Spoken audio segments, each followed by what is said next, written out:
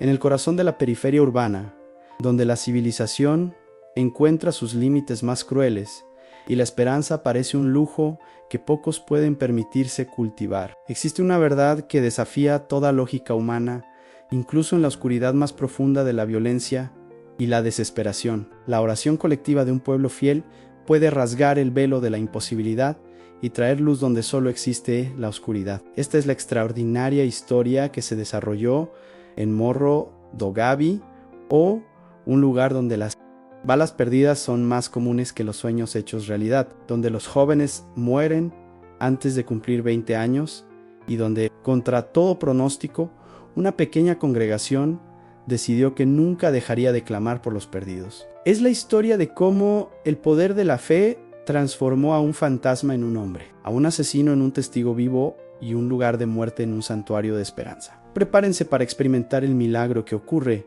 cuando un pueblo se niega a dejar de orar por lo imposible, incluso cuando esas personas imposibles empuñan armas y siembran el terror en los oscuros callejones del amanecer. Morro do Gabi o se alza como una cicatriz en el paisaje urbano, un laberinto vertical de hormigón descascarado, madera podrida y sueños sepultados bajo capas de violencia y abandono. Sus serpenteantes callejones son demasiado estrechos para las ambulancias, pero lo suficientemente anchos como para que el miedo circule libremente entre las casas apiladas unas sobre otras, como naipes desplomándose. El olor distintivo del lugar es una mezcla peculiar. El aroma de frijoles cocinándose en estufas de gas se mezcla con el acre olor a pólvora quemada y el dulce y empalagoso aroma a marihuana que flota constantemente en el aire como una niebla invisible. Durante el día, los niños juegan en los callejones, sus risas resonando en las paredes de ladrillo visto,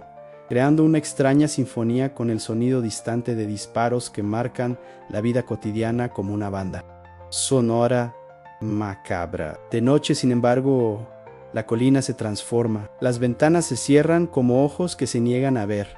Las puertas se cierran con múltiples cerrojos, y el pesado silencio solo se rompe con el cauteloso arrastrar de pies descalzos sobre el asfalto irregular y el ocasional zumbido de balas que cortan el aire como avispones asesinos. En la cima de esa montaña de desesperación, un modesto edificio de contrachapado y tejas de zinc oxidadas desafía la geografía del abandono. Es la congregación del hermano Joe, o un faro de luz que insiste en brillar incluso rodeada de un océano de oscuridad, sus ventanas siempre iluminadas como ojos vigilantes que se niegan a parpadear ante la penumbra circundante. El hermano Joe o lleva en el rostro las marcas de una vida dedicada a lo imposible. Mantener viva la llama de la fe en un lugar donde la muerte está al lado y la esperanza parece un concepto demasiado abstracto para ser real. A sus 52 años, su cabello canoso narra historias de noches de insomnio, rodillas magulladas por la oración constante y lágrimas derramadas por jóvenes que vio crecer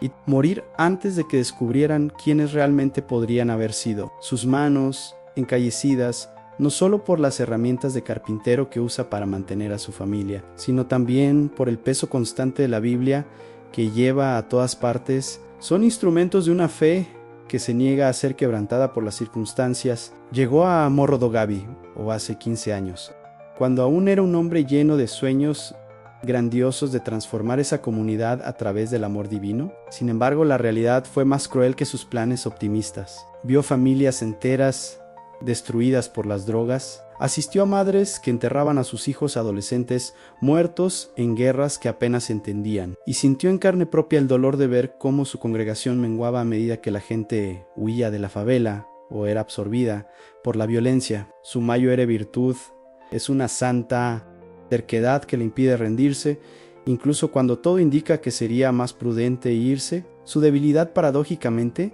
es la misma que carga sobre sus hombros el peso de cada alma perdida, como si fuera personalmente responsable de cada vida que no logró salvar. Cada noche sube al púlpito improvisado de su pequeña iglesia y predica a un puñado de feligreses.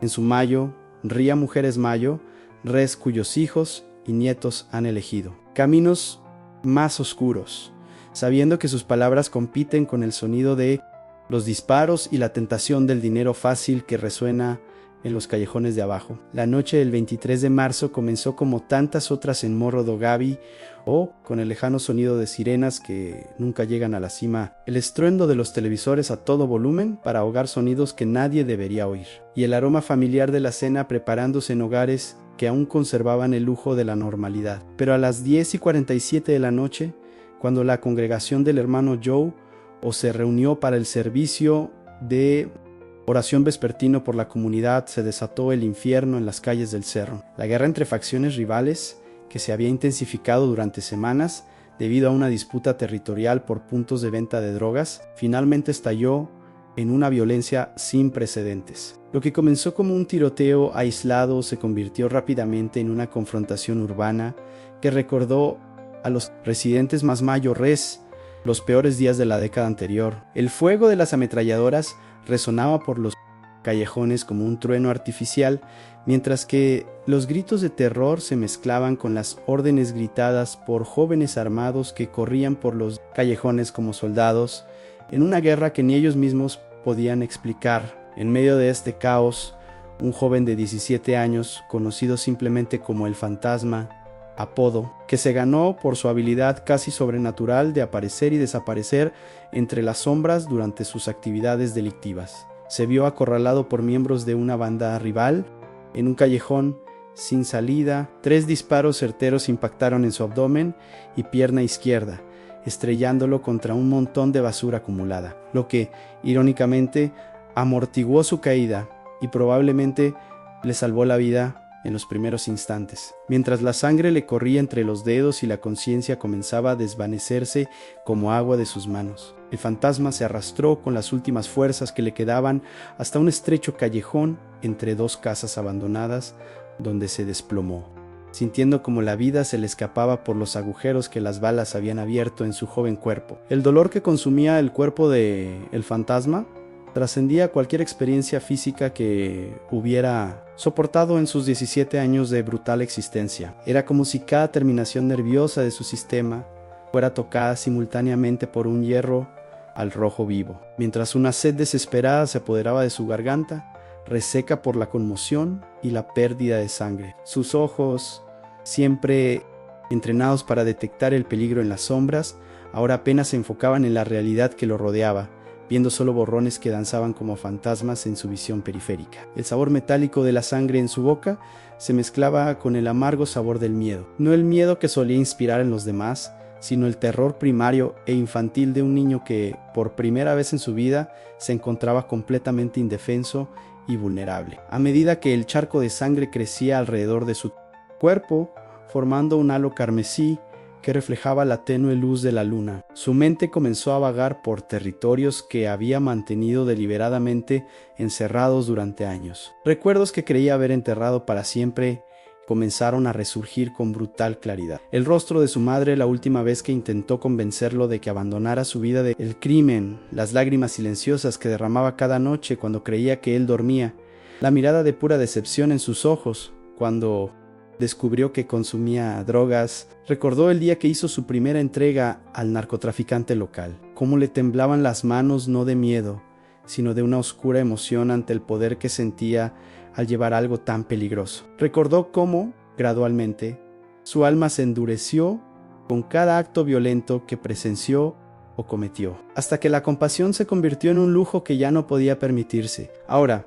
yaciendo en su propia sangre, se dio cuenta con una lucidez aterradora de que había cambiado su humanidad por un poder ilusorio que, en última instancia, lo protegía de absolutamente nada. La cruel ironía de morir solo y abandonado, después de una vida de propagar el miedo y la soledad, lo golpeó como un puñetazo en un estómago ya acribillado a balazos. Mientras el fantasma yacía en el oscuro callejón, sintiendo como la vida se le escapaba de las heridas que manchaban de rojo sus ropas, algo extraordinario comenzó a suceder en la cima de la colina. La congregación del hermano John, que se había reunido para otra de sus vigilias de oración por la comunidad, se sintió invadida por una urgencia espiritual que ninguno de ellos podía explicar racionalmente. Doña María, una mujer de 70 años cuyo hijo había sido asesinado en la misma colina, 5 años antes. Se levantó de repente y comenzó a orar con una intensidad que hizo vibrar la pequeña iglesia de madera. «Señor», gritó con voz entrecortada pero firme, «hay alguien ahí fuera que está muriendo, no solo en cuerpo, sino también en alma. Hay un niño que te necesita ahora, en este preciso momento». Su oración fue como una señal para los demás fieles, quienes, uno a uno, se unieron a ella en un clamor colectivo que crecía en volumen e intensidad con cada segundo que pasaba. El hermano John, que había aprendido a discernir cuando Dios conmovía los corazones de forma sobrenatural, no intentó organizar ni dirigir esa oración, simplemente se entregó a ella, uniendo su voz al coro de súplicas que se elevaba hacia el cielo. Abajo, en el callejón donde el fantasma yacía moribundo, algo inexplicable comenzó a suceder. A pesar del dolor que le nublaba los sentidos, empezó a oír, como si viniera de lejos, el sonido de voces que cantaban y oraban. Al principio pensó que eran alucinaciones causadas por la pérdida de sangre, pero el sonido se hizo cada vez más claro y nítido. Era la misma melodía que había escuchado a menudo de niño, cuando su madre aún no había desistido de llevarlo a la pequeña iglesia del barrio. Vecino. Una canción sencilla pero llena de una esperanza que creía haber olvidado para siempre. An Jesús. Jesús, precioso Jesús, qué dulce es tu nombre. Las palabras surgieron en su mente como agua de un manantial seco, hace mucho tiempo, y por primera vez en años, las lágrimas comenzaron a correr por su rostro. No lágrimas de dolor físico, sino de un profundo reconocimiento de que había perdido algo infinitamente precioso en el camino, el conflicto que rugía en la mente y el corazón de él. Fantasma era una guerra más brutal que cualquier tiroteo que hubiera presenciado en las calles de la favela. Por un lado, todas las voces que habían forjado su identidad criminal susurraban acusaciones venenosas a Eres, un asesino, un narcotraficante, un hijo que le rompió el corazón a su propia madre. ¿Qué derecho tienes a pedir perdón ahora, a la hora de la muerte? ¿Dónde estaba esa fe cuando sembrabas el terror en las calles? Por otro lado, una voz apenas audible, pero persistente, como una suave brisa, le recordaba quién había sido antes de elegir el camino de la oscuridad. Un niño curioso que ayudaba a su madre con las tareas del hogar, que protegía a los niños más pequeños de los acosadores escolares, que soñaba con ser futbolista y enorgullecer a su familia. El conflicto externo no era menos intenso. El sonido de los disparos aún resonaba por los callejones, indicando que sus enemigos seguían buscándolo para terminar lo que habían empezado. Sabía que si lo encontraban, no habría piedad. La ley de las calles no conoce perdón ni segundas oportunidades. Cada sonido, cada sombra en movimiento, cada paso lejano podría significar que su muerte se acercaba, pero quizás aún más aterrador que la perspectiva de la muerte física era el miedo al juicio espiritual que sentía acercarse. Había crecido escuchando historias del infierno, de la condenación eterna que esperaba a quienes elegían el mal, y ahora cara a cara con la eternidad, estas historias se sentían terriblemente.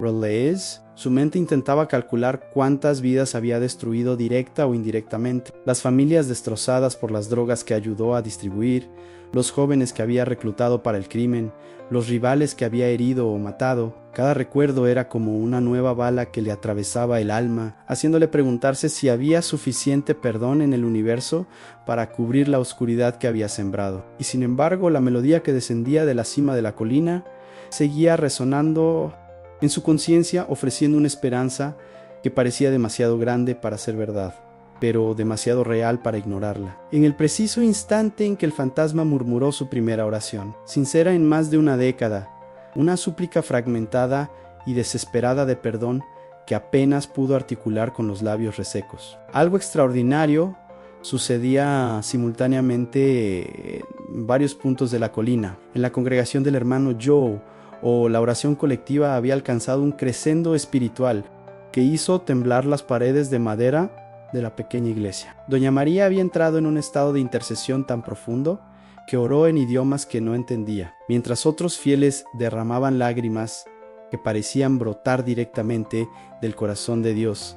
El hermano Joe, por su parte, sintió una urgencia sobrenatural de orar específicamente por aquel que se perdió en la oscuridad de esta noche. Sin tener ni idea de quién era Exactamente. A 5 kilómetros de distancia, en la comisaría local, el sargento Roberto Carlos, un veterano de 45 años que había perdido la fe tras presenciar tanta violencia e injusticia, se sentía dominado por una inquietud inexplicable. Estaba terminando su turno cuando algo inexplicable lo obligó a realizar una última patrulla por Morro do Gavi, desafiando todos los protocolos de seguridad que desaconsejaban las operaciones nocturnas en solitario en una zona asolada por la delincuencia. Mientras conducía su patrulla por la falda de la colina, se sintió extrañamente atraído hacia un callejón específico que normalmente evitaba. Era como si una voz silenciosa guiara sus pasos, llevándolo directamente a donde el fantasma yacía oculto entre las sombras. Cuando Roberto finalmente encontró al joven herido, ocurrió algo extraordinario a pesar de reconocer de inmediato el rostro de uno de los criminales más buscados de la región.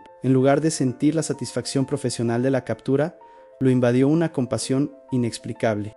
Sin dudarlo, llevó el cuerpo ensangrentado a su patrulla, le administró los primeros auxilios que había aprendido en la academia y se dirigió a toda velocidad al hospital más cercano, rezando por primera vez en años para que llegaran a tiempo. Durante todo el viaje, mientras el fantasma flotaba entre la conciencia y la inconsciencia, Roberto podría haber jurado que escuchó el sonido lejano de voces cantando himnos que no había escuchado desde la infancia, como si todo el episodio estuviera siendo orquestado por una fuerza mucho mayor que la coincidencia. Los 3 meses que siguieron al milagroso rescate del fantasma fueron como presenciar una resurrección a cámara lenta. El joven que había ingresado en el hospital como uno de los criminales más temidos de Morro do Gavi, o emergió de la recuperación como un hombre completamente transformado, con un nuevo nombre, Marcos, y una misión que parecía haberse grabado en su alma durante esos momentos entre la vida y la muerte. A la transformación no fue solo espiritual, se manifestó de maneras tangibles que sorprendieron a todos los que lo conocieron. Sus ojos, que antes irradiaban una frialdad mortal, ahora brillaban con una intensidad diferente, la intensidad de quien miró al abismo y eligió la luz. Durante su convalecencia pidió ver al hermano Joe, y cuando finalmente se encontraron cara a cara en la pequeña iglesia en la cima de la colina, hubo un momento de reconocimiento mutuo que trascendió las palabras.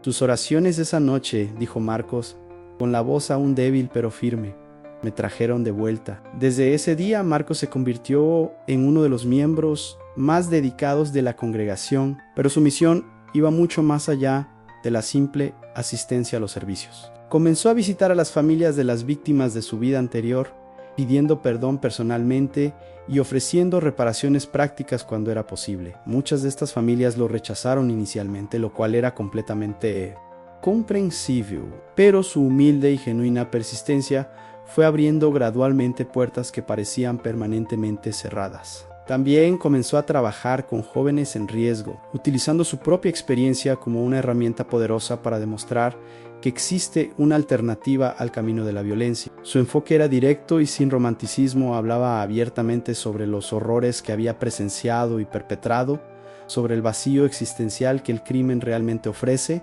y sobre la posibilidad real de redención a través de la fe. 2 años después de su transformación, Marcos se casó con Joana, una joven de la congregación que había perdido a su hermano por la violencia urbana, pero que vio en Marcos no al criminal que era, sino al hombre de Dios en el que se había convertido. Juntos fundaron un proyecto social en Morro do Gavi, que ofrece alternativas concretas a jóvenes tentados por la delincuencia, formación profesional, actividades deportivas, terapia familiar y, sobre todo, el mensaje viviente de que la transformación es posible. El sargento Roberto, profundamente impactado por lo que presenció esa noche, también emprendió su propio camino de renovación espiritual, convirtiéndose en defensor de programas de prevención de la violencia basados en la fe y la restauración comunitaria. La extraordinaria historia de Marcos, el joven conocido como el fantasma, nos enseña profundas verdades sobre la naturaleza del amor divino y el poder transformador de la oración colectiva, que resuenan mucho más allá de los confines de Morro do Gavi. Primero, revela que no hay alma tan perdida que esté fuera del alcance de la gracia de Dios a Marcos, se había hundido en las profundidades más oscuras de la violencia y el crimen. Había causado un dolor indescriptible a innumerables familias y aparentemente había roto todos los lazos que lo conectaban con su humanidad original. Sin embargo, en su momento de mayor necesidad, cuando la muerte parecía segura e inevitable, la oración persistente de un pequeño grupo de creyentes logró conmover el corazón del Creador y orquestar una serie de circunstancias que resultaron no solo en su salvación física, sino también en su completa regeneración espiritual. La historia también ilustra cómo Dios a menudo obra a través de instrumentos humanos improbables para lograr sus propósitos. El sargento Roberto, un hombre que había perdido la fe, se convirtió en el vehículo a través del cual se manifestó la respuesta a la oración. Esto nos recuerda que cada uno de nosotros puede ser utilizado como instrumento de la misericordia divina, incluso cuando no buscamos conscientemente cumplir ese propósito. Además, la narración demuestra que la verdadera transformación espiritual no es un mero cambio interno, sino que se manifiesta en acciones concretas de reparación, servicio y dedicación a los demás. Mark no se conformó con una simple conversión personal, se convirtió en un agente activo de transformación en su comunidad, utilizando su propia experiencia como herramienta para alcanzar a otros que aún se encontraban perdidos en la oscuridad. La persistencia de la congregación del hermano John nos enseña la importancia de la oración intercesora y la fe colectiva. No dejaron de orar por los perdidos de su comunidad, incluso cuando la evidencia sugería que sus esfuerzos eran inútiles. Su inquebrantable fidelidad creó un ambiente espiritual propicio para los milagros. Finalmente, la historia nos reta a reexaminar nuestras propias ideas preconcebidas sobre a quién puede alcanzar la gracia de Dios.